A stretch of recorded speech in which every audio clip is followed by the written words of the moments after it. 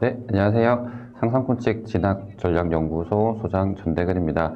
오늘 이제 세미나 중하위권에서 상위권으로 이제 시작이다라고 하는 제목으로 시작을 하는데, 이 부분 역시 사실은 이제 하나인 것 같아요. 방법적인 부분이 다양한 관점으로 해석이 될 수는 있으나, 이 부분이 과연 이제 중위권에서 상위권으로 가는 그 방법적인 것이 굉장히 다양한 관점으로 해석이 될 수는 있으나 결론적으로는 방법은 이제 하나밖에 없다라고 하는 부분의 결론을 가지고 오늘 이제 세미나를 진행을 하려고 합니다. 우선 그 세미나를 시작하는 데 있어서 가장 중요한 게 저희가 이제 중하위권 학생들이기 때문에 이제 중하위권 학생들이 과연 3에서 5등급의 이제 내신을 가지고 있는데 이 학생들이 어느 정도의 이제 범위에 들어가는 학생인지 한번 이제 첫 번째 표를 통해서 살펴봐야 되는데요. 이 표를 보시면 이제 알 수 있듯이 보통 고등학교 학생들은 이제 1등급에서 9등급까지 이제 내신 성적을 받게 되어져 있죠. 그래서 이 1등급에서 9등급까지 받는 내신 중에서 3등급, 4등급, 5등급대에 해당하는 학생들은 표에서 보이는 것처럼 전체에서 약 40% 정도를 차지하게 됩니다. 3등급, 4등급, 5등급대 학생들은 전체 고등학교 학생들의 이제 40% 정도를 차지하게 되죠. 그리고 나면 이 40% 정도 되는 학생들은 소위 이야기해서 쉽게 표현을 해서 반에서 뭐 한 반에 20명이라고 하면 반등 정도 들어가는 아이들, 40명이라고 하면 또 반등에서 20등 내외 이제 학생들입니다. 그러면 오늘 세미나는 이 20등 내외 반등 정도에 이제 드는 학생들이 어떻게 하면 이제 상위권 대학을 진학할 수 있을지에 대해서 고민한 끝에 가지고 온 사실을 알려드리는 시간이 오늘 세미나의 목적인데요. 이 학생들이 상위권 대학을 간다라고 하는 부분에서 상위권이 가지는 의미는 이제 인서울, 즉 이제 서울에 있는 대학을 의미합니다. 미술사학과와 철학과와 같은 소위 이제 비인기 학과들로 구성이 되어져 있습니다. 즉 결론을 다시 정리를 해보면 학생부 교과 전형으로 해당 서울에 있는 대학을 가기 위해서는 평균적으로 2점대 중후반의 교과 성적이 필요하다. 일부 3점대가 가는 케이스도 있었지만 그 케이스는 비인기 학과이다 라는 부분의 결론을 꼭 인지하셔야 됩니다. 그러면 방금 표에서 보여줬던 부분의 대학은 과연 이제 어디냐라고 하는 것이 중요한데 여기 레벨 1에서 레벨 8까지 구성되어져 있는 이 표는 인서울의 학교를 내신 학생부 교과 전형으로 갈 수 있는 대학별로 구분 분류를 한 것입니다. 그 중에서 방금 앞에서 우리가 봤던 해당 내신 결과표는 레벨 7에 있는 명지대학교입니다. 자, 그러면 굉장히 쉽게 이해하실 수가 있을 거예요. 2점대 중반이 되면 일반계 고등학교 2점대 중반이 되면 명지대 정도가 지원 적정 대학이구나. 학생부 교과 전형으로는 명지대가 지원 적정 전형이구나 라고 하는 부분을 이제 인지하셨을 거예요. 그리고 레벨 8에 있는 대학들이 간혹 가다가 3점대 초반 혹은 3점대 중반도 한성대 같은 경우 합격한 사례들이 있습니다. 하지만 해당 부분을 자세히 보면 주간이 아니라 야간인 경우가 대다수고 정확하게 정리를 한 번 더 한다고 하면 일반계 고등학교 3점대에서 5점대의 학생이 수시 전형으로 인서울을 하는 부분 중 학생부 교과 전형으로 인서울을 할 수 있는 방법은 레벨 7, 레벨 8의 비인기 학과나 레벨 8의 일부 야간대학 정도가 된다라고 하는 게 사실인 거죠. 그러면 왜 이런 일들이 일어나고 우리가 이런 부분들을 이제 어떻게 해석을 하고 그리고 오늘 세미나에서 가장 핵심이 되는 어떤 방법으로 인서울을 할 수가 있을지에 대해 방향을 명확하게 확인을 해야 되겠죠. 방향을 명확하게 확인을 하는 데 있어서 해당 표는 굉장히 중요한 근거 자료가 됩니다. 해당 표를 보시면 왼쪽 위에 학생부 교과라고 하는 카테고리 아래에 보면 2022년도에 선발 인원이 11,785명인 게 보이죠. 작년 대비 증가했으나 인원이 1,000명 정도 증가를 하여 정확하게 11,000명 정도 되는 거예요. 자, 그러면 왜 무엇 때문에 인서울을 하는 일반계 고등학교 학생들이 2점대 중반까지가 커트라인인지 그 해답이 여기에 숨어져 있습니다. 우리나라의 고등학교는 평균 일반계 고등학교의 경우 1,450여 개가 있습니다. 이걸 좀 더 단순하게 계산하기 위해서 1,000개 정도가 있다고 가정을 해보죠. 그리고 나면 우리나라 각 학교의 학년별로 학생 수는 200명 정도가 됩니다. 200명 정도에 되는 학생들 중에서 내신이 1점대, 2점대까지 들어가는 학생 수는 200명인 기준으로 했을 때 22명이 되는데 그것도 단순하게 계산을 해서 20명이라고 가정을 해보죠. 그러면 일반계 고등학교 1,000개 학교에 20명의 학생을 더하면 2만 명이 됩니다. 즉 2만 명의 학생들은 학교를 재학하면서 거의 대부분 인서울을 노리려고 하는 거죠. 그런데 보시는 것과 같이 학생부 교과 전형으로 서울에서 선발하는 인원이 11,785명입니다. 여기서 제가 빠뜨리고 있는 게 자사고, 외고, 특목고, 과학고 같은 부분이 있을 수 있다라고 이야기하실 수는 있으나 정확하게 학생부 교과 전형은 95% 이상이 일반계 고등학교에서 합격을 하고 있으며 어림잡아 1,450여 개 학교를 1,000개로 가정을 하고 한 학교당 200명씩 있다라고 하는 것을 가정을 하였을 때 1, 2등급의 학생들의 수를 22명에서 20명으로 간소하게 계산만 해봐도 소위 2만 명에 넘는 학생들이 2점대 이내의 내신을 보유하고 있기 때문에 학생부 교과 전형으로 인서울을 한다라고 하는 커트라인은 2점대 중반까지로 끊어지는 겁니다. 이 세미나를 기획하고 그 다음에 어떤 내용을 전달을 해드릴까 고민을 하면서 앞서 말씀드린 것처럼 이 세미나는 정확하게 다양한 관점으로 해석을 되기보다 명확한 사실을 전달해드리는 것을 이제 목적으로 기획을 하였습니다. 그래서 첫 번째 우리가 인지해야 되는 것, 포인트 1이라고 제가 이름을 붙였는데요. 중요한 것은 학생부 교과 전형으로 일반계 고등학교 학생이 인서울을 하기 위해서는 2점대 중반 정도까지의 커트라인이 필요하다라고 하는 사실의 이유가 학생부 교과 전형으로 서울에서 선발하는 인원이 2만 명이 채 안 되기 때문이다 라는 이유를 인지하시고 사실을 기억하셔야 됩니다.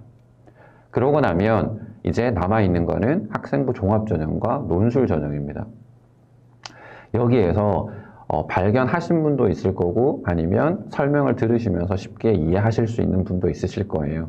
학생부 종합전형이라고 하는 카테고리를 보시면 눈에 띄게 특이한 점을 하나 발견할 수가 있습니다. 이 특이한 점은 어떤 거냐면 서울에서 학생부 종합전형 선발 인원이 타 지역보다 절대적으로 많다는 것입니다. 절대적으로 많다라고 하는 부분을 다양한 형태로 비교해 볼 수가 있는데 일단 첫 번째가 타 지역은 거의 대다수가 학생부 교과 전형을 학생부 종합 전형보다 많이 선발을 하고 있습니다. 가까이 있는 표를 비교해 보시면 아실 수가 있겠지만 서울 밑에 인천을 제외하고 밑에 경기, 강원, 대전 등등 충남 수많은 학교들이 수많은 지역의 대학교들이 학생을 선발할 때 학생부 교과 전형으로 학생부 종합보다 훨씬 더 많은 학생을 선발을 하고 있습니다. 하지만 서울만 학생부 종합 전형으로 학생부 교과보다 많은 학생을 선발을 하고 있습니다. 왜 이럴까라고 하는 부분에 대해서는 뒤에 나와 있는 이제 다양한 자료들을 통해서 확인을 하실 수가 있고 우리가 인지해야 되는 것은 3에서 5등급 대학생들이 학생부 교과 전형으로 인서울 하는 건 안 되는데 학생부 종합 전형은 인원수가 많으니 우선 고려해 볼 수 있다라고 하는 것을 이 표를 통해서 이해하셔야 됩니다. 그리고 일반적으로 논술이라고 하는 부분에 합격 커트라인이 3, 4, 5등급인 것은 맞으나 거의 대부분 자사고나 외고, 특목고 학생들이 논술로 합격을 하는 경우들이 다수이고 특히 일반계 고등학교에서 합격을 하는 사례가 있으나 수능 모의고사 등급이 높은 경우에 한해서 저희가 도전을 하라. 예를 들어서 수리 논술을 하는 학생들은 수학 등급이 1등급이 나오는 경우, 특히 한글로 된 국어 논술을 실시한다라고 하는 경우에는 언어 영역의 등급이 1등급이 나오는 경우에 권유를 하는 바 논술이라고 하는 부분도 일반계 고등학교 3에서 5등급 대학생들이 지원을 해서 합격을 하는 부분은 어렵다라고 하는 것이 사실입니다. 그러면 이 표를 통해서 우리가 이해할 수 있는 것은 정확하게 학생부 교과 전형도 안 되고 논술 전형은 굉장히 어렵고 지원할 수 있는 것은 학생부 종합 전형이다 라고 하는 부분에 대해서 이해하실 수가 있습니다. 덧붙여서 중요하기 때문에 한 번 더 이제 반복을 한다고 하면 인서울을 하는 것 외에 내가 경기권이나 지방 국립대를 가겠다라고 마음을 먹는다면 학생부 종합전형은 아니어도 학생부 교과전형으로도 갈 수가 있습니다. 하지만 내가 인서울을 하겠다라고 한다고 하면 3에서 5등급 대학생들은 이제 지원을 고려할 수 있는 전형은 학생부 종합전형밖에 없다라고 하는 부분에 대해서 이해를 하셔야 됩니다. 자, 그러면 이 학생부 종합전형이라고 하는 부분을 대략적으로 다들 알고 계시고 많은 분들이 이제 많이 들었었기 때문에 학종 전형은 이렇다 저렇다 라고 하는 부분에 대한 다양한 해석들이 존재합니다. 역시 오늘 세미나는 앞서 말씀드렸던 것처럼 다양한 관점으로 해석될 수 있는 이 부분을 명료하고 단순하고 최대한 객관적으로 이해하실 수 있도록 도움을 드리기 위해 기획을 하였고, 학생부 종합전형에 대해서 오늘 세미나를 다 듣고 나시면 3에서 5등급 대학생이 합격을 하기 위한 방향이라고 하는 부분을 조금 더 명쾌하게 이해하실 수 있을 거라고 생각합니다. 우선 앞에 학생부 종합전형이라고 하는 부분에 대한 방법을 저희가 이해를 해야 되는데, 앞에 이야기했었던 학생부 교과 전형의 내신 등급 공개된 표를 보시면 2점대 중반이다라고 하는 부분을 저희가 알았다면, 동일한 방법으로 학생부 종합전형으로 서울권에 있는 대학의 합격자들의 평균 내신이라고 하는 것을 분류를 해보면 동일 레벨의 학종 전형의 내신 등급은 지금과 같은 결과 값을 가지고 있다라는 걸 확인할 수가 있습니다. 2점대 중반이었던 커트라인이 학생부 종합전형의 합격자 분포도를 보면 다양한 형태, 범위가 폭이 이제 넓다라고 하는 부분을 알 수가 있고, 1, 2점대라고 하는 부분 구간을 제외하면 3에서 5점대 학생들이 높게는 레벨 3에서 낮게는 레벨 8까지 지원을 고려하고 지원한 다음에 합격까지도 기대해 볼 수 있다라고 하는 특징을 포인트 2에서 인지하셔야 됩니다. 포인트 1에서는 교과가 어렵고 인서울은 학종뿐이다 라고 하는 걸 인지하셨다면, 포인트 2에서는 학종은 3에서 5등급 대학생들이 레벨 3에서 레벨 8까지는 지원을 할 수 있는 유일한 방법이다 라고 하는 부분에 대해서 인지를 하셔야 됩니다. 그러면 댓글이라든지 세미나가 끝나고 나면 다양한 형태로 문의가 올 거예요. 그 문의가 오는 부분에 추측해보는 문의 중에 대표적인 문의는 유일한 방법이 학생부 종합전형이다라고 이야기하는데 수능이 있지 않느냐라고 이야기하시는 경우들이 있어요. 그런데 정확하게 말씀을 드리면 학종도 수능도 유일한 방법인 건 맞습니다. 하지만 오늘 세미나는 수시 전형으로 재학생이 인서울을 할 수 있는 3에서 5등급 대학생이 인서울을 할 수 있는 방법이기 때문에 정확하게 학생부 종합전형만이 유일하게 상위권 대학을 지원할 수 있는 방법이다 라고 하는 것을 이해를 해주시고, 다음번에 기회가 된다고 하면 수능이라고 하는 부분을 통해서도 3에서 5등급 대 학생이 어떻게 하면 인서울을 갈 수 있을지에 대한 내용을 이제 다뤄보도록 하겠습니다. 자, 학생부 종합전형 3에서 5등급 대학생이 상위권 인서울을 하는 유일한 방법에 대한 합격 사례라고 하는 부분을 가지고 왔는데, 합격 사례는 크게 A 패턴이라고 하는 것과 B 패턴이라고 하는 것 두 가지를 통해서 설명을 드리려고 합니다. 이 두 가지라고 하는 부분을 가지고 온 것은 합격자의 자소서나 생활기록부를 바라보는 관점에 따라 해석이 달라지는데, 오늘 세미나에서는 이 3에서 5등급 대 학생 중에 상위권 대학, 즉 인서울의 학생부 종합전형으로 합격을 한 생활기록부와 자기소개서를 어떻게 바라봐야 되는지 부분을 설명을 해드리기 위해서 A 패턴으로 합격 사례를 가지고 왔고 B 패턴으로 합격 사례를 가지고 왔습니다. 우선 A 패턴 같은 경우에는 학생부를 저희가 잘게 분류하여 어떤 역량이 상승을 하였기에 합격을 하였는지에 대한 설명을 드릴 거고요. B 패턴 같은 경우에는 학생부의 일부 내용에 대해서 살펴보고 어떻게 이것을 해석해야 되는지, 플러스 자기소개서라고 하는 부분이 어떻게 연결이 되어져 있는지를 확인을 하면서 A 패턴과 B 패턴을 통해 3에서 5등급 대 학생이 합격을 어떤 이유로 무엇 때문에 했는지 확인을 해 보려고 합니다. 우선 A 패턴의 첫 번째 학생 같은 경우에는 3에서 5등급 대의 학생들 중에 소위 제일 잘하는 3.02등급의 학생입니다. 이 3.02 등급의 학생이 합격한 대학을 보면 레벨 1에 있는 고대도 포함되어져 있고, 그 다음 높은 레벨에 있는 학교들, 중앙대, 경희대, 숙명여대 같은 경우가 합격을 한 사례입니다. 일단 고려대 같은 경우에는 이전에 이 일반 전형이 수능 최저가 있었고, 수능 최저가 있었다라고 하는 것을 활용을 하여 학생이 합격을 하였기 때문에 수능 최저가 없이 갈 수 있는 중앙대, 경희대, 숙명여대가 왜 무엇 때문에 갔는지라고 하는 부분에 대해서 이 A 패턴에서 첫 번째 사례를 통해서 이해하실 필요성이 있습니다.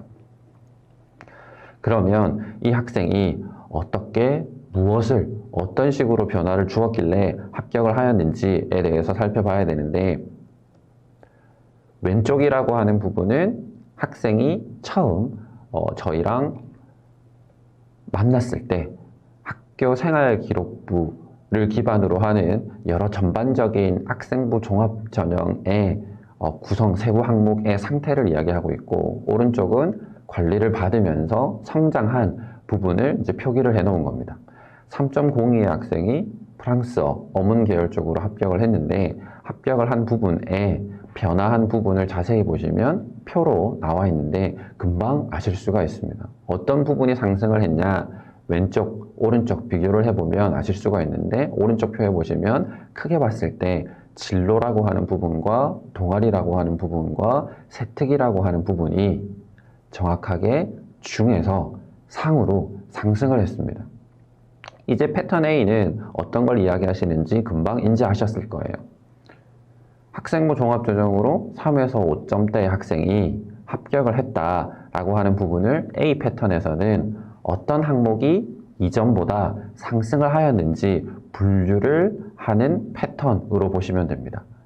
B 패턴에서는 이 중에서 상으로 갔다라고 하는 의미가 정확하게 어떤 건지 조금 더 디테일하게 살펴보는 시간을 가질 겁니다. 그래서 우선 이 첫 번째 3.02 등급의 학생이 합격을 했다라고 하는 부분에서 눈여겨봐야 되는 부분은 생활기록부라고 하는 부분 중에서 진로와 세특, 동아리라고 하는 부분이 중에서 상으로 변경이 되었다. 그랬더니 학생부 종합전형에서 소위 상위권 레벨 2, 3, 4에 있는 학교에 합격을 했다라고 하는 부분을 인지를 해주시면 됩니다. 그러면 이번에는 3.8의 등급대 학생이 어떤 생활기록부 항목에 변화를 가졌기에 합격을 하였는지에 대해서 살펴보려고 합니다. 이번 케이스의 학생은 3.8 등급의 학생입니다. 3.8 등급의 학생이 사회과학 계열 혹은 국제학부 혹은 어문 계열 쪽으로 방향을 가지고 있었고, 학생부 종합전형으로 지원을 해서 첫 번째 케이스에 변화하는 것과 유사한 특징의 변화를 가졌다라고 하는 것을 두 번째 케이스를 통해서도 확인할 수가 있습니다. 왼쪽에 보시면 전반적으로 생활기록부의 세부 항목들 중, 하라고 적혀져 있는 항목들이 오른쪽으로 보시면 중, 상으로 변화했다라고 하는 것을 보실 수가 있을 겁니다. 특히 진로, 세특, 동아리라고 하는 부분이 하나, 중에서 상으로 상승했다라고 하는 부분을 보실 수가 있습니다. 자, 그러면 첫 번째 케이스의 학생도 두 번째 케이스의 학생도 학생부 종합전형으로 인서울을 하기 위해서는 생활기록부에 어떤 변화가 있어야 되냐라고 하는 부분의 결론은 생활기록부상의 진로와 세특, 동아리라고 하는 부분이 상중하라는 평가 항목 요소 중에서 하에서 중으로, 중에서 상으로 상승을 했다고 하면 합격이 가능하다라고 하는 것을 우리가 이해할 수가 있습니다. A 패턴의 세 번째 학생이 되겠는데요. A 패턴의 세 번째 학생은 3에서 5점대 중에 4점대 중반 정도 되는 학생입니다. 그리고 해당 학생이 학생부 종합전형을 지원을 한다고 했을 때 1, 2학년 때 생활기록부 관리가 그리 좋지 않았고 3학년 때 만나게 돼서 관리를 하게 됐고 생활기록부의 변화를 크게 가지는 것은 이제 어려웠는데요. 지금 보시면 거의 대부분 하라고 하는 값을 가지고 있었던 것을 중 정도까지 이제 끌어올렸습니다. 하라고 하는 부분에 구성되어져 있는 것은 역시 진로 활동, 그리고 동아리 활동, 그 다음 진로 활동과 동아리 활동을 중 정도로 끌어올렸고, 특히 세특이라고 하는 부분에서는 저희가 전공과 관련된 부분의 주제를 상으로 끌어올렸다라고 하는 것이 1, 2학년 때는 전반적으로 낮았지만 3학년 때 생활기록부 관리를 통해서 이 중이 하나 중이 상으로 올라간 것도 있고 전반적으로 하라고 하는 부분이 중으로 올라갔다라고 하는 것을 확인을 할 수가 있습니다. 자, 그러면 지금까지 첫 번째 패턴을 통해서 우리가 인지할 수 있는 것은 인서울, 학생부 종합전형으로 인서울을 하기 위해서는 생활기록부라고 하는 것을 어떤 변화를 둬야 되는데, 그 변화라고 하는 부분이 세부 항목 중에서 진로와 자율, 동아리, 세특이라고 하는 부분을 하에서 중으로, 중에서 상으로 올린다라고 하면 학생부 종합전형의 합격이 가능하다라고 하는 것을 이해하실 수 있을 겁니다. 자, 그러면 이제 B 패턴을 통해서 우리가 알아야 되는 거는, 그러면 어떤 것이 상에 해당하는 것이냐라고 하는 부분에 디테일한 이해를 가지기 위해서 B 패턴의 합격 사례를 가지고 왔습니다. 그래서 B 패턴의 합격 사례를 통해서 우리가 조금 더 정확하고 정교하게 하에서 중으로, 중에서 상으로 간다라고 하는 부분 중 상이 어떤 정도의 수준인지라고 하는 것을 이해하는 시간을 가지면 좋겠습니다.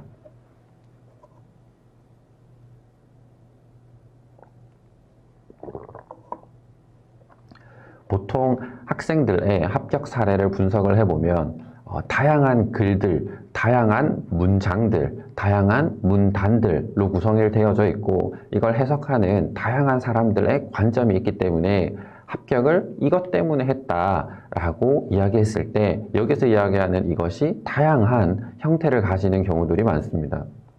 하지만 오늘 꼭 기억하셔야 되는 거는 첫 번째 포인트, 첫 번째 패턴을 통해서 우리가 인지했던 하, 중, 상이라고 하는 구분, 그리고 진로, 세특, 동아리라고 하는 부분을 하에서 중으로 올리고 중에서 상으로 올려야 된다라고 하는 게 학생부 종합전형 유일하게 3에서 5등급대의 학생이 인서울을 할 수 있는 방법이라고 하는 부분을 인지를 하셨다면, 이 두 번째 패턴을 통해서 그럼 진로의 상이라고 하는 것이 도대체 어떤 거냐라고 하는 부분을 이 포인트 3 합격 사례 분석 패턴 2를 통해서 인지하시길 바라겠습니다.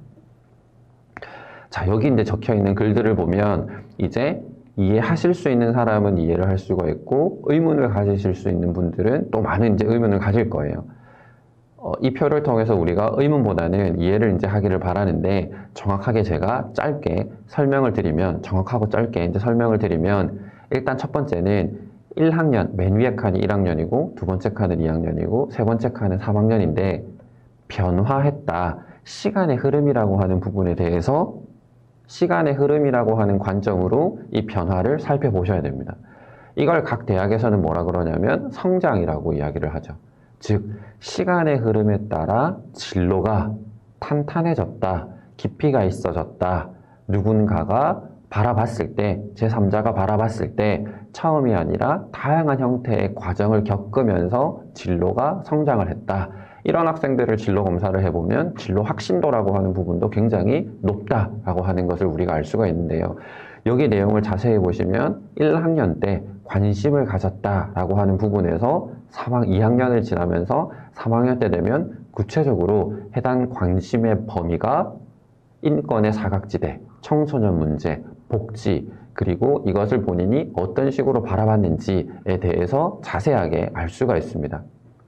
그러다 보니 포인트 3, 패턴 2에서 우리가 알 수가 있는 것은 생활기록부 상의 세부 항목의 상, 중, 하 중, 하에서 중으로, 중에서 상으로 가는 값이라고 하는 것이 정확하게 이야기하면 진로라고 하는 부분과 세특, 동아리라고 하는 것이 있는데, 이 값의 변화라고 하는 부분에 디테일한 내용은 여기서 보시는 바와 같이 1학년 때부터 3학년 때까지 시간의 흐름에 따라 적혀져 있는 단어, 문장, 문단이라고 하는 것을 우리가 바라봤을 때 깊이가 있다 라고 하는 부분에 느낌을 준다고 하면 그것을 저희는 이제 표현을 했을 때 직관적으로 이것을 깊이 있다라고 이해를 하면 된다고 설명을 하는데, 진로가 깊이 있어졌다라고 한다고 하면 우리는 이것을 상이라고 하는 값으로 이 학생의 생활기록부가 잘 작성되어져 있다라고 평가를 하는 것입니다.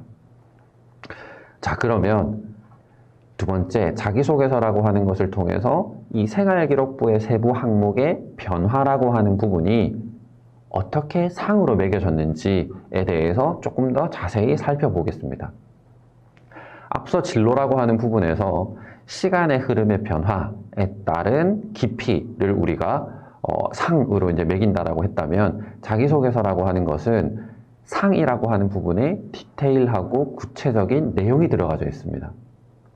특히 자기소개서가 지금 있을 때, 그리고 자기소개서가 없어지는 미래의 차이를 추측을 해보면, 예상을 해보면 딱 하나의 차이가 있는데, 어떤 부분이냐면 자기소개서가 있는 상태에서는 진로의 지원 동기라고 하는 부분이 굉장히 중요하다.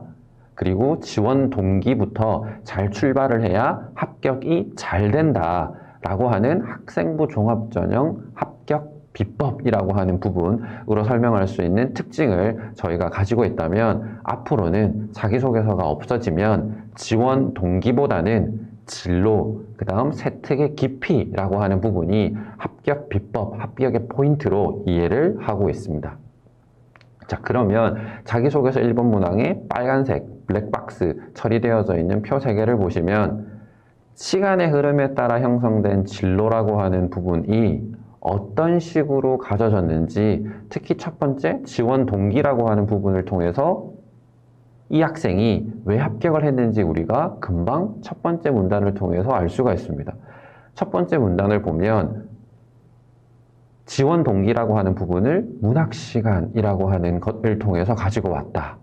자, 중요한 부분은 지원 동기라고 하는 것이 학교 밖에서 가지고 온 것을 나타낸다면 학생부 종합전형에서는 당연히 높게 평가하지 않습니다. 그러면 학교 안에서, 학교 안이라고 지칭할 수 있는 것들이 우리가 나열을 해보면 교과, 동아리, 경시대회, 독서, 봉사활동 등 5개 카테고리 정도가 나오는데, 이 카테고리 중에서 역시나 굉장히 높게 평가하는 것 중에 하나는 교과라는 시간에 학생의 진로의 지원 동기가 나왔다라고 하면 학생부 종합전형에서는 굉장히 이 학생을 높게 평가한다라는 경향이 있습니다.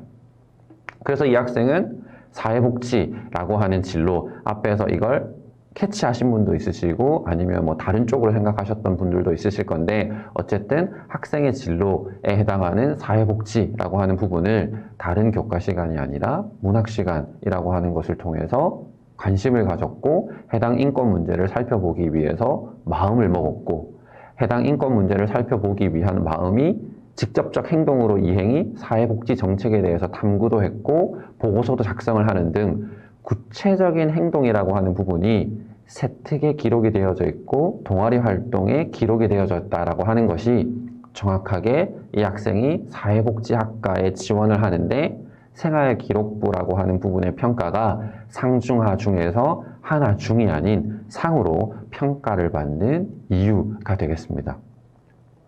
자, 그러면 앞에 있던 부분들을 한 번 더 이제 살펴보도록 하면, 생활기록부라고 하는 것은 시간의 흐름이라고 하는 것이 굉장히 중요한데, 시간의 흐름상 제3자가 평가를 했을 때 깊이가 있다라고 하는 부분, 또 다른 단어를 이제 요즘 많이 어떤 학생이 합격을 많이 했는지를 나타낼 수 있는 또 다른 단어 중 대표적인 단어가 탐구 역량인데, 깊이가 있다, 탐구 역량이 있다라고 하는 것으로 이제 나타낼 수 있는 실질적 사례가 진로의 흐름이라고 하는 부분을 첫 번째로 캐치를 하셔야 되고, 진로의 흐름이라고 하는 부분에 이어서 생활기록부상의 세부적인 항목들이 이 진로를 형성시키는 여러 가지 디테일한 내용들이 들어가져 있다면 우리는 상중하 중에서 상으로 판단을 한다라고 볼 수 있습니다. 자, 그러면 지금까지 한 걸 짧게 이제 정리를 해보면 포인트를 총 3가지를 이제 말씀을 드렸는데요. 이제 첫 번째 포인트는 3에서 5점대, 3에서 5등급 대 일반계 고등학교 학생들이 학생부 교과 전형으로 인서울 하기는 어렵다. 그러면 유일한 방법이 학생부 종합전형이다 라고 하는 첫 번째 포인트를 이제 말씀을 드렸고, 두 번째 포인트는 이 학생부 종합전형에서 합격을 하기 위해서는 학교생활기록부라고 하는 것이 제3자에 의해서 평가를 받았을 때 하가 아니라 중 혹은 상에 해당하는 값을 받아야 된다라고 하는 부분에 대해서 설명을 드렸고, 세 번째 포인트는 그 상이라고 하는 부분에 대한 평가는 생활기록부를 시간의 흐름대로 읽어보았을 때 깊이 있다, 탐구력이 있다라고 하는 느낌을 평가자에게 직관적으로 생활기록부 상에 있는 다양한 항목들의 내용을 채워가면서 그 느낌을 줘야지만이 합격을 한다라고 하는 부분을 이해하셔야 됩니다. 그래서 이 3가지 포인트에 대해서 이제 이해를 하셨다면 이제 한 70% 정도는 이해를 하신 거고, 정확하게 이게 이제 70%를 80%, 90%, 100%까지 끌어올리기 위해서는 뭐가 필요하냐면 아직도 추상적일 수 있는 이 느낌을 정확하게 누가 무엇을 어떻게 평가를 하는지라고 하는 부분의 프로세스를 이해를 하신다면 조금 더 정교하고 정확하게 이해를 하실 수가 있습니다. 자, 그래서 이 평가의 구조라고 하는 부분에 대해서 살펴봐야 되는데요. 학생부 종합전형의 A 패턴과 B 패턴에서 나타나는 생활기록부라고 하는 것은 지금 표에 나와 있는 사정관이라는 사람들이 평가를 합니다. 자, 사정관이라고 하는 분들은 전임사정관이라고 하는 사정관과 위촉사정관이라고 하는 사정관으로 나뉘어져 있고, 이 전임사정관은 서울권 같은 경우에는 평균 20명 정도 학교별, 적은 학교는 이제 10명대고 많은 학교는 30명이 넘는 학교도 있는데 어쨌든 평균적으로 20명 정도가 전임사정관으로 근무하고 있습니다. 그리고 위촉사정관들은 학교별로 200명 정도가 이제 근무하고 있습니다. 자, 여기서 우리가 평가자들이 학생을 평가를 한다라고 했을 때, 그럼 전임사정관이 평가를 하냐, 위촉사정관이 평가를 하냐, 이 부분이 굉장히 이제 중요한데, 일단 대학에서 교육부에서 공고사항, 예를 들어서 학생부 종합전형 확대에 따라 이 전임사정관 수를 늘려야 된다라고 하는 것을 큰 틀의 이제 방향으로 바라봤었지만, 역시나 뭐 비용적인 문제라든지 다양한 문제가 있어서 전임사정관의 수가 30명대, 40명대, 50명대로 증가를 한다면 학생부 종합전형이 조금 더 확대도 되고 조금 더 공정하게 평가가 될 수 있지만, 아직 현실이라고 하는 부분은 전임사정관 숫자가 그리 많지 않다라고 하는 것이 현재 사실 중에 하나입니다.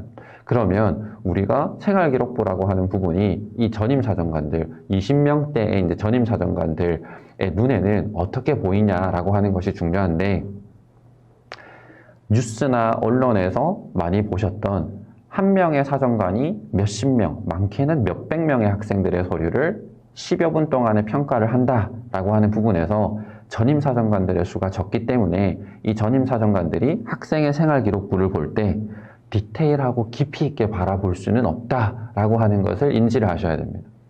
그러면 디테일하고 깊게 바라볼 수 없는데 평가가 가능한 것이냐라는 의문을 가지실 수는 있는데, 반복적으로 같은 패턴으로 유사 형태의 생활기록부와 자소서를 반복적으로 같이 보면 우수하다라고 하는 부분의 카테고리는 따로 이 전임사정관들 눈에 분류가 되어져 있다라고 하는 것을 이해를 하신다면, 좋은 생활기록부라고 하는 것이 비슷비슷한 느낌을 띠는 거구나 라고 하는 것은 충분히 이해하실 수가 있다고 생각을 합니다. 그러면 그 느낌을 가진다라고 하는 부분이 무엇이냐라고 하는 것을 보면 앞에 말씀드렸던 A 패턴과 B 패턴이라고 하는 부분에서 시간의 흐름에 따라 진로, 세특, 동아리라고 하는 부분이 깊이가 있다라고 하는 그 느낌을 준다면 전임사정관들 눈에는 짧게 이 생활기록부를 평가를 했지만 상으로 값을 매길 수가 있다라고 볼 수가 있겠죠. 그래서 이제 그러면 그 느낌의 예시라고 하는 것을 구체적으로 자세히 공부를 하고 싶다라는 분들이 계시다면 각 학교 입학처 홈페이지에 들어가면 학생부 종합전형 합격 사례라고 하는 수기집이 많이 올라와져 있는데 그 수기집을 보시면 이러한 느낌의 학생들, 이러한 것들을 행하는 과정의 학생들을 우수하게 이 전임사정관들이 바라보고 있구나라고 하는 것을 이해하실 수가 있습니다. 그리고 옆에 보면 앞으로도 전임사정관 수가 늘어나는 것은 조금 어렵지만 위촉사정관 수가 늘어나는 것은 충분히 가능할 거다라고 보고 있는데, 이것은 이제 위촉사정관들은 해당 단과대학교 교수님들이고 1년 상시 채용하는 것이 아니라 단발적으로 한시적으로 채용을 하기 때문에 위촉사정관 수는 앞으로 더 늘어날 것으로 생각을 하고 있습니다. 그럼 위촉사정관이라고 하는 이제 이 단과대학교 교수님들은 학생의 서류를 평가할 때 전문적인 지식을 가지고 있지 않기 때문에 정확하게 생활기록부 항목 요소를 디테일하게 볼 수는 없고, 지금까지는 자기소개서에 나와 있는 것들을 읽고 정확하게 이 학생이 우수하다, 우수하지 않다라는 평가와 판단을 한다고 저는 추측하고 있습니다. 이게 사실이나 사실이지 않냐라고 하는 부분은 다양한 의견이 있을 수가 있는데, 개인적인 관점으로는 위촉사정관 분들이 사정관으로 채용이 된 6, 7월 달에 교육받는 시간이 30시간 미만, 작은 학교는 18시간, 많은 학교는 18시간 플러스 알파로 교육을 하는 경우가 있고, 교육부 공고사항이 시간을 늘리는 것을 방향을 잡고 있는데, 어쨌든 중요한 것은 100시간 미만의 평가 교육을 받은 위촉사정관들이 학생의 서류를 평가를 할 때 생활기록부나 학교의 구성 특징들 상세한 부분을 알기가 어렵다라고 하는 것이 팩트입니다. 그러면 이 위촉사정관들이 이 상세하게 평가를 할 수 있을 만큼 훈련이 되지 않은 상태에서 학생의 자료를 평가를 했을 때 자기소개서라고 하는 부분이 이들 눈에는 가장 이 학생을 평가할 수 있는 수단이 된다라고 볼 수가 있고, 위촉사정관들 눈에는 흐름 플러스 어떤 분야, 어떤 것에 대해 관심이 깊이 있게 있느냐라고 하는 부분을 굉장히 높게 평가하는 항목으로 저는 추측을 하고 있습니다. 그래서 이 전임사정관과 위촉사정관 평가자가 이렇게 구분되어져 있고 구조가 잡혀져 있다라고 하는 것을 이해를 한다면 정확하게 생활기록부를 해석을 할 때 이런 것들을 우수하게 바라보는 것이구나 라는 것을 조금 더 잘 캐치할 수가 있습니다. 그러면 이 사정관들이 학생 생활기록부 자소서라고 하는 것을 눈으로 읽은 다음에 평가 항목표라고 하는 것에 채점을 A+에서 B-까지인 경우도 있고 7단계로 나누는 경우도 있고 C+까지라고 해서 9개 단계로 나누는 경우도 있고 3단계로 단순하게 나누는 경우, 학교마다 다양한 특징들이 있는데, 어쨌든 이 평가 항목표라고 하는 부분에서 서류를 읽고 전임사정관과 위촉사정관이 체크를 하는 겁니다. 저희는 이 값을 단순하게 설명하고 나타내기 위해서 상중하라고 표기를 했고, 이 상중하라고 하는 부분에 평가 항목표라고 하는 부분을 전임사정관과 위촉사정관이 평가를 한다라고 하는 부분에 대해서 이해를 하셨다면, 이 평가 항목표에 들어가져 있는 부분이 학업, 전공, 인성, 발전 가능성이다 라고 하는 부분에 대해서 쓱 한번 바라보시기만 하면 됩니다.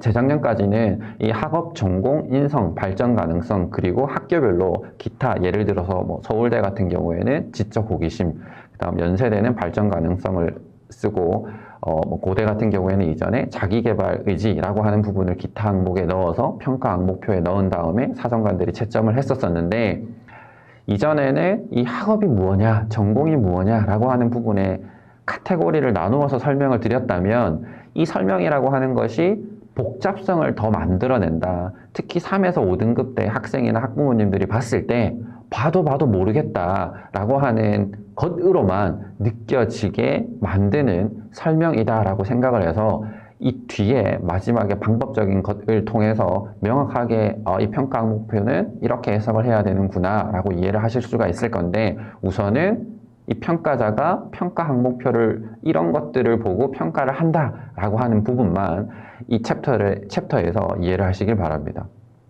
그러면 이 평가 항목표를 평가자가 평가를 하면 평가 수단은 지금은 생활기록부와 자기소개서라는 것이 있고 앞으로는 생활기록부만 있습니다. 그러면 이전에는 생활기록부, 이전이라고 하는 것은 작년을 이야기하겠죠. 이전에는 교과, 세특과 동아리, 진로라고 하는 부분이 패턴 A에서 우리 세 가지의 이제 케이스를 통해서 봤는데 교과, 세특, 동아리, 진로라고 하는 부분이 생활기록부의 평가에 굉장히 중요한 수단이었다면 이제 앞으로 올해, 내년, 내후년도에는 생활기록부의 평가 수단에서 중요한 것 중에 하나는 과목 선택이다라고 하는 부분이 포함됐다라고 하는 것을 이해를 하셔야 됩니다. 그리고 자기소개서는 이전, 올해, 일부 이제 중요한 해가 있기도 하고 그 다음 자기소개서가 없어져서 중요하지 않은 해가 없어지는 해가 있기도 하다라고 하는 부분의 특징도 이해를 하셔야 됩니다. 이러면 현재 고1, 고2, 고3 학년별로 중요하게 봐야 되는 부분이 다르기 때문에 혼란을 가진다라고 하는 것에 대해서 우리가 이해할 수가 있습니다. 자, 전반적으로 평가자가 평가 항목표를 통해서 평가 수단이 학년별로 다르기 때문에 우리가 혼란성을 가질 수가 있지만 단순하고 간단하게 이것을 분류해 보면 자기소개서가 있을 때는 지원 동기라고 하는 부분을 중심으로 진로를 형성을 하고 세특과 동아리의 내용을 깊이 있게 쓰면 되는 것이고 자기소개서가 없어진다라고 하면 진로의 동기보다는 진로에 이제 깊이 있게 내가 이걸 어떻게 바라보는지 디테일하게 내용을 구성을 하는 즉 전문성이라고 하는 부분을 많이 나타낸다면 학생부 종합전형의 합격이 더 가능하다라고 바라보시면 됩니다. 그리고 나면 이 면접이라고 하는 부분은 이전에 단순, 좀 쉬운 질문들이 나왔다면 이제는 앞으로 질문을 고도화하는 방향으로 흐름이 흘러가고 있다라고 하는 것을 서울대학교 면접 가이드 방침 자료를 통해서 작년에 나타냈고 아마 대다수의 대학이 이걸 따라갈 거다라고 생각을 하고 있습니다. 자, 그러면 우리가 포인트 3개를 이해를 했고 누가 어떻게 이걸 평가하는지라고 하는 부분에 대해서 살펴봤는데 이제 제일 중요한 거죠. 오늘 세미나에 어떻게 보면 하이라이트이기도 하고 그래서 잘 들었는데 이제 그럼 우리는 앞으로 어떻게 준비를 해야 되냐라고 하는 부분에 굉장히 많은 고민과 시간을 보냈고 이제 고심 끝에 어떻게 하면 3에서 5등급 대 학생들이 조금 더 간편하고 조금 더 간단하고 심플하게 이 학생부 종합전형을 이제 준비를 할 수 있을지에 대해서 저희가 찾은 방법을 이제 안내를 하려고 합니다. 저희가 찾은 방법은 어떻게 보면 단순하고 어떻게 보면 디테일함이 들어가져 있는데 이 부분에 대한 평가는 올해 내년 입시가 끝나고 나면 정확하게 입시 결과라고 하는 부분을 통해서 한 번 더 평가를 받을 수 있다고 생각합니다. 하지만 저희가 이 방법이라고 하는 부분에서 쓰는 컨셉과 스토리라고 하는 것을 자세히 잘 들어주신다면 이전에 복잡하게 학생을 관리하고 준비해왔다라고 하는 방식에서 조금 더 성장했다라고 하는 부분을 이제 이해를 해 주실 수가 있을 건데 학생부 종합전형을 어떻게 준비할 수 있을 거냐, 무엇을 어떻게 준비해야 되는 거냐에서 저희가 올해 새롭게 꺼내어 놓은 방법은 모든 학생들, 학생부 종합전형을 준비하려고 한다면 컨셉을 잡아야 된다라고 하는 부분을 방법의 첫 번째 방법으로 이제 꺼내어 놓는 겁니다. 이 컨셉이라고 하는 부분이 뭐냐면 이미지 같은 거죠. 그 학생이 어떤 것들을 좋아하냐, 그 학생의 진로라고 하는 부분이 어떤 방향을 띠고 있느냐, 그 학생의 컨셉은 아마 에듀코라고 하는 그 거대한 이제 집단에서 가지고 있었던 장점에 해당하는 코칭, 그 다음 진로교육 이런 부분과 굉장히 일맥상통한다라고 볼 수가 있는데요. 모든 학생들의 컨셉을 바르게 잡아주는 역할을 저희 코치님들이 그 어떤 누구보다도 잘 해줄 수 있다고 생각을 합니다. 그러면 이 컨셉의 예시를 하나 살펴보겠는데요. 여기에 보시면 A라고 하는 학생이 컨셉을 저희가 이렇게 정했습니다. 의사소통하는 것을 좋아하고 의사소통 중에서 외국어가 가장 효과적이다라고 생각하고 그 외국어 중에서 영어가 가장 뛰어난 의사소통 도구라고 생각을 하여 영어에 탐구하는 관심이 높다라고 하는 컨셉을 정했어요. 그러면 이 컨셉과 연관성을 가지는 교과 과목은 왼쪽 밑에 나와 있는 주요 교과 과목 중 영어와 사회탐구가 되겠죠. 그리고 이 학생의 컨셉을 형성시키는 키워드는 영어, 의사소통, 그리고 의사소통 도구, 그 다음에 공용어가 됩니다. 그러면 컨셉은 진로검사 결과라고 하는 부분을 통해서 만들 수도 있고 학생과 대화를 통해서 만들 수도 있고 어쨌든 학생과 상담을 하는 과정에 깊이를 둔다고 하면 전문 코치님들을 통해서 이 컨셉을 확실히 잡으실 수가 있습니다. 그러면 컨셉이 잡혀져 있다고 하면 앞서 제가 이야기했었던 평가 항목표 하나하나 요소에 맞춰서 학생을 갖추어 나간다라고 하는 것이 굉장히 복잡하고 어렵기 때문에 저희가 컨셉 플러스 스토리라고 하는 것을 만들어 놨는데 이 스토리라고 하는 것을 보시면 학생의 컨셉이 단어와 문단으로 구성이 되어져 있는 것 중에 문장이라고 하는 부분들을 이 스토리라고 하는 것은 문장을 증명하는, 즉 이 하나의 문장을 어떤 생활기록부에 어떤 항목을 통해서 보충해서 그것이 사실이다 라고 나타낼 건지 내용을 구축하는 것을 우리가 스토리라고 합니다. 그러면 컨셉은 이 학생의 전체적인 느낌을 이야기하는 것이고 스토리는 이 느낌을 사실로 만들어내는 증명을 하는 것인데 증명을 하는 수단이 생활기록부다라고 보시면 되죠.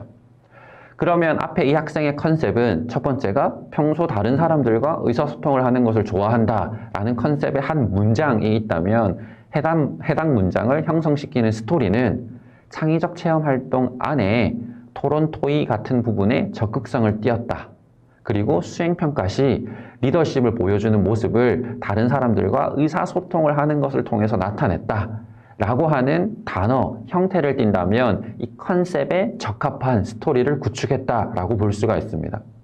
그리고 또 다른 하나의 이제 예시를 든다면 의사소통을 하는 데 있어서 언어는 효과적인 도구라고 생각을 했다라고 하는 부분에서 스토리로 나타낼 수 있는 세 가지 중에 제일 아래에 있는 부분이 아마 굉장히 중요한 부분으로 인지하셔야 되는데 특히 이전에 자기소개서라고 하는 부분이 있었을 때 그리고 앞으로도 일부 있고 앞으로도 없어질 때라고 하는 부분 중에서 자기소개서가 없어진다고 하면 이 세 번째라고 하는 부분이 굉장히 중요한 수단에 해당한다라고 볼 수가 있습니다. 이 의사소통을 하는 데 있어서 언어는 효과적인 도구라고 생각을 한다라는 컨셉을 증명하는 스토리가 세특에서 언어와 관련된 탐구 내용이 들어가져 있는 보고서를 제출을 했고 세특 내용으로 쓴다면 그 세특 내용이 깊이가 있다면 그 세특 내용이 탐구 역량이 있다라고 전임사정관과 위총사정관이 평가를 하게 된다면 이 학생의 컨셉과 스토리는 잘 갖추어져 있다라고 볼 수가 있죠. 그리고 제일 밑에 있는 영어라고 하는 부분의 가치를 탐구하는 것에 관심이 있다라고 하는 부분 또한 학교생활 기록부로 우리가 나타낼 수 있는 여러 가지 수단 중 교과 과목, 그 다음 세특, 그 다음 동아리라고 하는 부분의 수단을 이 스토리를 갖추어 나가는 것으로 방향을 잡는다면 학생의 컨셉과 스토리는 탄탄하게 구축이 될 수가 있다라고 볼 수 있습니다. 자, 그러면 저희가 이 컨셉과 스토리라고 하는 부분은 이제 과거와 달리 앞으로 어떤 식으로 어떻게 이제 갖추어 나가야 되는지라고 하는 부분의 답 또한 굉장히 단순합니다. 거의 50% 넘는 이 스토리를 구축하는 수단은 수행평가라고 하는 항목입니다. 각 과목을 보면 이전에 지필평가 중심으로 구성되어진 내신이라고 하는 것이 지금 보시는 것처럼 지필고사 일부, 수행평가 일부 합산하여 내신이라고 하는 결과값을 가지게 되는데 현재는 일부 과목들은 뭐 수행평가가 20%, 그리고 많게는 50%, 또 어떤 학교 같은 경우에는 평균적으로 50%, 어떤 학교에 또 뭐 일부 과목의 수행평가는 영어 회화 같은 경우에는 90% 정도까지 두는 경우도 있는데, 어쨌든 수행평가라고 하는 비중이 확대가 될 거고, 이 수행평가는 스토리를 형성시키는 굉장히 중요한 수단과 축이 된다라고 하는 부분을 인지하셔야 됩니다. 자, 그러면 종합적인 정리를 해보면 다음과 같다고 볼 수가 있습니다. 포인트 1, 2, 3, 4를 이제 따로 한 번 더 설명을 해보면 3에서 1반계 고등학교 3에서 5등급 때의 학생이 인서울을 하는 부분은 학생부 종합전형이 유일한 수시 전형으로 지원할 수 있는 방법이다. 그러면 인서울을 하는 학생부 종합전형이라고 하는 부분은 진로, 동아리, 세특이라고 하는 부분을 시간의 흐름으로 생활기록부 안에 담았을 때 전임사정관과 위촉사정관이 평가 항목표를 활용하여 적혀있는 컨셉과 스토리를 상중하중 상으로 인정을 한다면 이 학생은 생활기록부가 잘 적혀져 있다라는 결론을 내릴 수가 있습니다. 그러면 이 컨셉과 스토리라고 하는 부분이 상중하중에 상으로 받는다라고 가정을 한다면 3점대에서 5점대 학생들 중 저희가 지금까지 발견한 것으로는 3.0에서 3.5등급에 해당하는 학생들이 오른쪽에 보시면 지원 가능 대학 라인이라고 적혀 있는데 3.0에서 3.5의 컨셉과 스토리가 상으로 생활기록부가 적혀져 있는 학생들은 서울 중상위권 대학도 지원 가능 대학으로 볼 수가 있습니다. 밑에 보시면 4점대 중반에서 5점대 학생들도 컨셉과 스토리가 상으로 잡혀져 있다면 지원 가능 대학 라인으로 볼 수가 있습니다. 해당 부분은 인문 계열과 자연 계열 큰 차이를 보이지 않고 있습니다.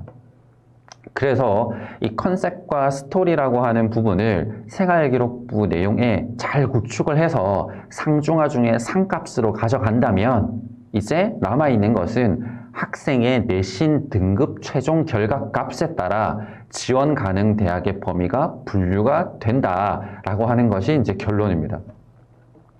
그러면 중요한 것은 이제 어떤 것이냐? 여기서 잘못 해석을 하시면 지원 가능하다라고 하는 부분을 합격 가능하다라고 해석하시는 경우들이 있는데 거듭 말씀드리지만 여기 적혀 있는 저희가 분류한 값은 지원 가능 라인입니다. 그러면 이 지원 가능하다라고 하는 부분은 무엇이냐면 1점대 학생이 1점대 초중반 학생이 서울대나 전국의 의대가 합격이 되는 게 아니라 지원 가능하다라고 하는 것과 같은 맥락으로 보셔야 됩니다.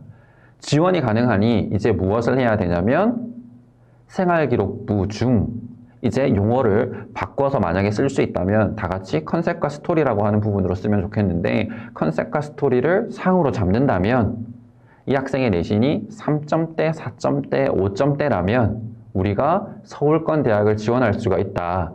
근데 이 지원을 한다고 했을 때 평균 합격자들이 컨셉과 스토리가 다 같이 상으로 가지고 있는 상태에서 3배수의 통과가 되기 때문에 이제 지원 가능한 학생들이 합격을 하려고 하면 지원 가능한 형태를 준비를 한 다음에 면접 부분에 우리가 만들어 놓은 컨셉과 스토리를 굉장히 다양한 형태로 질문을 받으면서 답변을 잘 해야 되는데 이 고도화된 면접 질문의 답변을 잘 한다면 1단계 통과가 되고 난 다음 최종 합격할 수 있다라고 하는 것이 이 3에서 5등급 대 학생이 지금부터 인서울을 하기 위해서 수시 전형으로 준비해야 되는 방법이다라고 볼 수가 있습니다. 자, 그러면 앞에 제가 하나 설명을 한 부분이 있는데 이 설명을 한 부분이 중요해서 마지막에 한 번 더 이제 설명을 드리고 싶은 것은 3에서 5등급 대 학생들이 인서울을 한다라고 하는 것을 이제 큰 틀에서 무엇과 비교하셔야 되냐면 수능이라고 하는 것과 비교를 하셔야 됩니다. 즉 수능이라고 하는 부분 또한 수능에 올인을 한다고 하면 인서울을 할 수가 있습니다. 이것 또한 이제 방법이니까요. 그러면 이제 이것을 비교를 해야 됩니다. 내가 지금 정확하게 수능에 올인한다고 하면 갈 수 있는 대학은 어디일까? 모의고사 성적이라고 하는 것을 통해서 그 값을 확인할 수가 있죠. 정확하게 뭐 평균 내신 따라 모의고사 성적이 나온다라고 하는 이론이 있는데, 뭐 내신이 333이라고 하면 일단 인서울 끝자락이거나 아니면 인서울이 안 되는 경우가 많아요. 국민대 같은 경우가 평균 232나 222 정도를 이제 형성을 하기 때문에 모의고사 등급이 222나 233 정도가 안 들어온다면 인서울 하기가 굉장히 어렵습니다. 그러면 지금 내가 모의고사 성적이 4등급대가 있다, 5등급대가 있다고 하면 이 등급을 올리기 위해서 올인을 할 거냐, 아니면 학교 활동에 최선을 다하는 그 노력을 할 거냐라고 하는 것. 여기서 이야기하는 학교 생활의 최선이라고 하는 것은 수행평가를 중심으로 동아리 활동을 기반으로 생활기록부의 내용을 잘 담고 수시 전형으로도 한번 고려를 해볼 거냐라고 하는 부분에 결심이라고 하는 것을 한다면 이 두 가지 비교해서 정확하게 나에게 도움이 되는, 그 다음에 나의 고등학교 생활에 효율적인 입시 결과를 가져다 줄 수 있는 방법의 선택으로 볼 수가 있습니다. 그래서 오늘 전체적으로 3에서 5등급대의 일반계 고등학교 학생들이 인서울을 하기 위한 방법에 대해서 한 번 더 강조해서 정리를 해보면, 유일하게 수시 전형으로 갈 수 있는 방법은 학생부 종합전형뿐이다. 그리고 학생부 종합전형이 지원이 가능한 상태로 만드는 것은 쉬운 것이 아니라 생각보다 굉장히 어렵다. 이 어렵다라고 하는 부분을 가능하게 하는 방향이라고 하는 것은 복잡하게 생각하기보다 컨셉과 스토리라고 하는 것을 상중하값 중에 상으로 만드는, 즉 시간의 흐름에 따라 이 학생의 컨셉이 깊이가 있고 탐구 역량이 있다라고 하는 형태를 나타낸다면 컨셉과 스토리는 상으로 평가자들로부터 평가를 받을 거고, 이제 내신의 결과값에 따라 지원 가능한 대학이 형성이 된다라고 하는 부분을 인지를 하신 다음, 모든 분들이 이 컨셉과 스토리를 잘 만들어서 저희 이제 에듀코와 함께 하시는 모든 분들이 3에서 5등급대의 모든 학생들이 서울권에 있는 대학을 지원할 수 있는 그런 상태가 되기를 바라면서 오늘의 세미나는 여기까지 하도록 하겠습니다. 많이 참여해 주시고 시청해 주셔서 감사드립니다.